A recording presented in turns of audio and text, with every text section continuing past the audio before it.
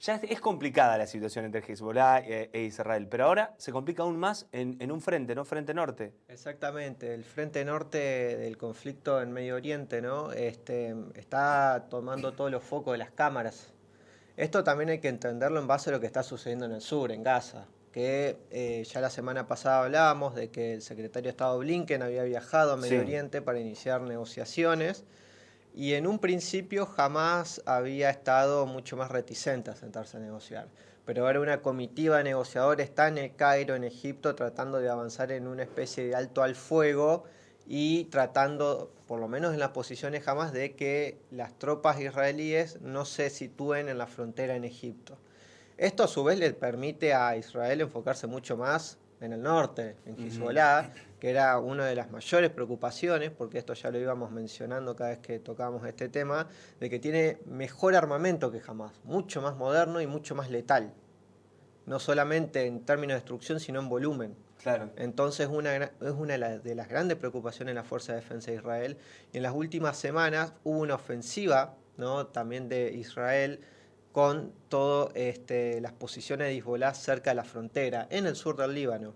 Esto obviamente inició con un ataque de prácticamente 100 aviones caza de Ujú. Israel, teledirigidos a posiciones donde estarían ubicados varios de estos arsenales misilísticos que tiene Hezbollah y elevó la tensión, ¿no?, con este enemigo que tiene Israel.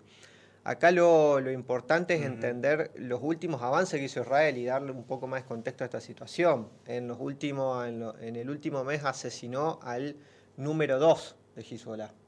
Hezbollah hace unas semanas hizo un ataque en los Altos del Golán, en una población donde murieron civiles israelíes, y bueno, esto empezó a escalar la situación en una serie de retaliaciones entre ambas partes, ¿no?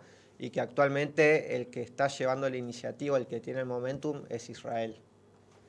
Por otro lado está Irán, ¿no?, que en las últimas Sí. semanas iba a ser una retaliación.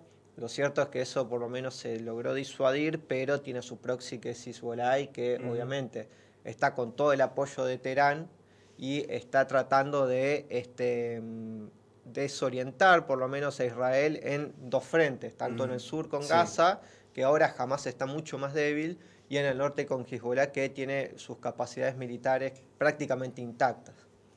Una situación que, como decíamos, acá comienza a tallar la trama del desgaste, Ujú. además de mostrar quién tiene mayor poderío de destrucción, ¿no? Ujú. Con poder de fuego, pero es el desgaste, ¿no? Para saber quién aguanta más, quién está más tiempo parado, quién está más tiempo de pie. Exacto, y acá hay una cuestión también que hay que entender en términos, si se quiere, más de geopolítica, porque en el sur, donde está situado Gaza y está pues, las posiciones de Hamas, lo cierto es que el sueldo israelí es el que tiene menor grado de importancia económica Ujú. en su PBI en el día a día de los israelíes.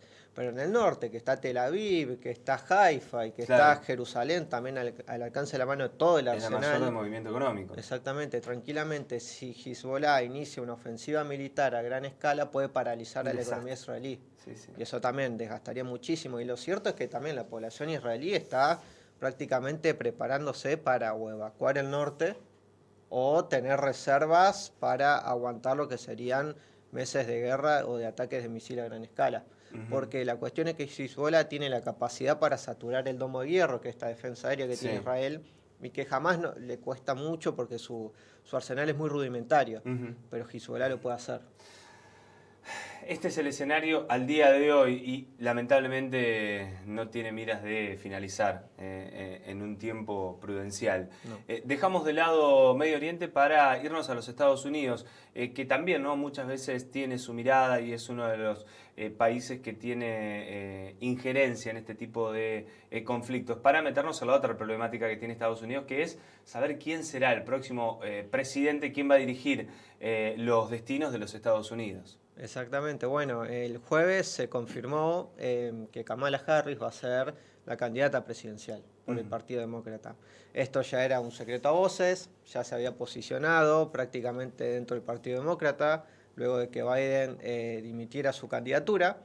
Y bueno, ahora está con Tim Walz, que es el gobernador de Minnesota, que es un perfil bastante interesante para lo que es el Partido Demócrata, porque viene o tiene un perfil mucho más asociado al sector rural, al sector, si se quiere, más del centro estadounidense, ¿no? En términos geográficos, y que es el principal bastión de Donald Trump. Entonces también tiene esa llegada o ese armado político para combatir al Partido Republicano en ese sector. Y bueno, por parte de Kamala Harris aceptó la candidatura o la nominación que le hizo el Partido Demócrata y dio un discurso, ¿no?, donde ya esbozó varias de sus lineamientos, sobre todo económicos, que tal vez ahí hay varias cuestiones interesantes a tener en cuenta, como por ejemplo un crédito de $6.000 para recién nacidos, que se le va a dar a las familias de bajos ingresos que tengan recién nacidos para que puedan tener, si se quiere, una especie de asignación por hijo, Claro. ¿no? Y otra serie también de asignaciones para familias de bajos ingresos que tengan niños de manera mensual. Y otra cuestión que planteó es avanzar con el programa médico de Medicare, donde se sienta el gobierno estadounidense a negociar con las grandes farmacéuticas una mayor cobertura en los medicamentos y sobre todo de bajar el costo de la insulina, ¿no? Que es una de las grandes enfermedades que afecta a la población estadounidense. Prácticamente son en general los mismos lineamientos, ¿no?, de Biden. Exactamente, pero bueno, Kamala Harris en esta situación trata de diferenciarse un poco más de su antecesor y también propone avanzar en políticas relacionadas a la construcción de viviendas, un programa bastante agresivo y con bastantes incentivos por parte del gobierno para construir más de 3 millones de viviendas, si se quiere, mucho más asequibles, mucho más simples, pero tratando de atacar ese problema, ¿no?, que enfrenta la población estadounidense. Y también hay algo que está generando bastante temores, si se quiere, en las corporaciones estadounidenses, es que busca aumentar lo que es la tasa de impuesto corporativa del 21% que está actualmente al 28%. Y esto fue una de las grandes cuestiones que las diferencia de Donald Trump, porque Donald Trump la bajó del 35% al 21%. Y ahora prácticamente quiere volver a elevar este monto y dentro de lo que es Wall Street está generando ciertas preocupaciones.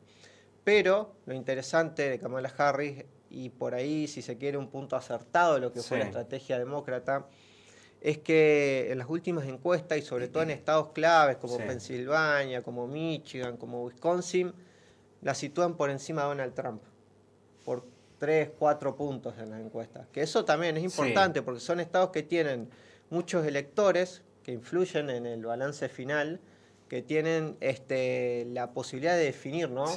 Y hay otro elemento muy importante, y es que Kamala Harris superó en recaudación de campaña a Donald Trump. También. Eso ya es un dato muy importante. Un piso importantísimo. ¿Ha tenido ya mujeres a la presidencia de Estados Unidos? No. Sería exactamente. una página histórica, ¿no? Exactamente. Que Kamala Harris llegue a la Casa Blanca. Sí, quien estuvo más cerca fue Hillary Clinton, pero bueno, Donald Trump le quitó esa posibilidad de ser la primera mujer en en llegar a la Casa Blanca.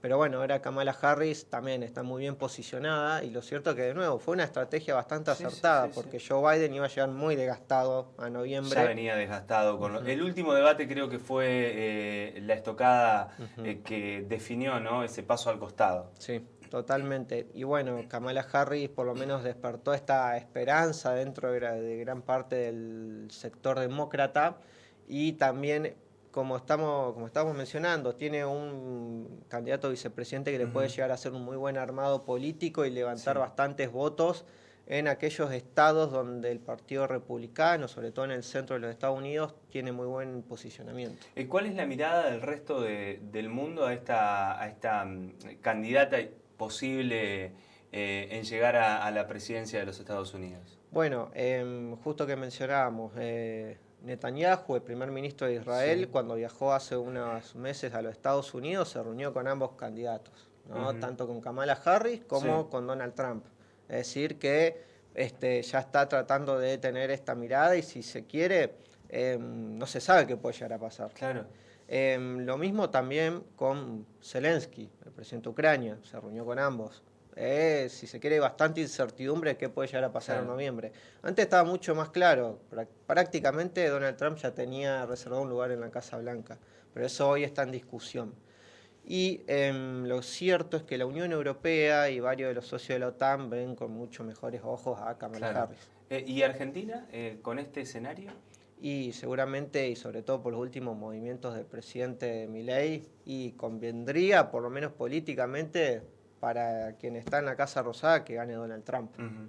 Pero Kamala Harris también puede llegar a tener muy buena relación con la Argentina, sobre todo con ciertos sectores, no tanto del sector del presidente, sino más bien con el PRO, que puede tener mejor llegada a lo que es el sector del Partido Demócrata, del sector de Patricia Bullrich específicamente.